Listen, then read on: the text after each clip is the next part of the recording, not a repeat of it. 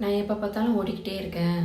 என்னால் உட்காந்து கொஞ்ச நேரம் கூட நான் என் கூட டைம் ஸ்பெண்ட் பண்ண முடியல.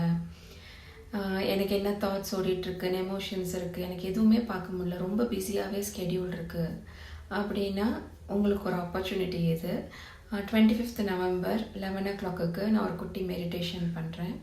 இது மெயினாக வந்து உங்களோட நர்வஸ் சிஸ்டம் வந்து காம் அண்ட் பீஸை வந்து எக்ஸ்பீரியன்ஸ் பண்ணணும்னு நான் நினைக்கிறேன். ஏன்னா வந்து நம்ம டெய்லி எதை ப்ராக்டிஸ் பண்ணுறோமோ அதுதான் ஆட்டோமேட்டிக்காக அந்த பாடிக்கு வந்து கம்ஃபர்ட் ஜோனாக இருக்கும்.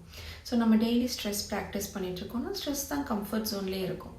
அப்புறம் காம், பீஸ், லவ்லாம் வந்து அந்த நர்வஸ் சிஸ்டமுக்கு எப்படி சொல்லிக் கொடுப்பீங்க? அதை எக்ஸ்பீரியன்ஸ் பண்ணணும்ல. அதை எக்ஸ்பீரியன்ஸ் பண்ணால் தான் அது உங்களோட நியூ நார்மல் ஆகும்.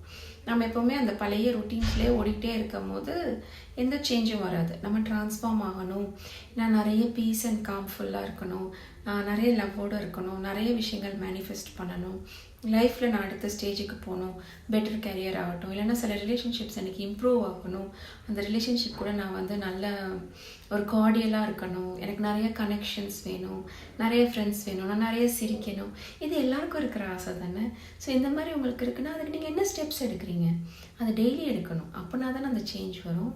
ஸோ நீங்கள் இந்த மெடிடேஷன் ஜாயின் பண்ணீங்க அப்படின்னா நம்மளுக்கு அந்த கிரவுண்டிங் எப்படி பண்ணுறதுன்னு சொல்லி தருவேன்.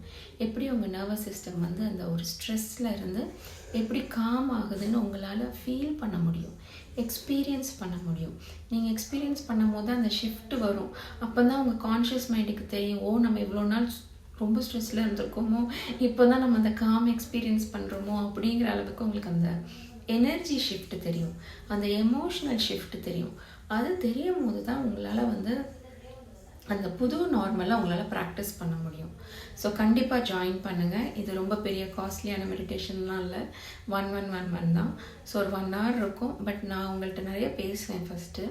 ஏன்னா நீங்கள் வந்து நிறைய இடத்துல பேசியிருக்க மாட்டீங்க. அந்த சேஃப் ஜோன் கொடுக்குறது தான் வந்து ரொம்ப முக்கியமான விஷயம். ஸோ எங்கள் மெடிடேஷன்ஸில் வந்து ஃபஸ்ட்டு அந்த சேஃப் ஜோன் கொடுப்போம். நீங்கள் எக்ஸ்ப்ரெஸ் பண்ணலாம், அதுக்கப்புறம் உங்களுக்கு என்ன மேனிஃபெஸ்ட் பண்ணணுமோ அதை கூட நீங்கள் விஷுவலைஸ் பண்ணிக்கலாம். ஸோ மெடிடேஷன் ரொம்ப பியூட்டிஃபுல்லாக இருக்கும். நீங்கள் ஜாயின் பண்ணி எக்ஸ்பீரியன்ஸ் பண்ணுங்கள். டீட்டெயில்ஸ் கீழே கொடுத்துருக்கேன். You can join me, DM me. Thank you.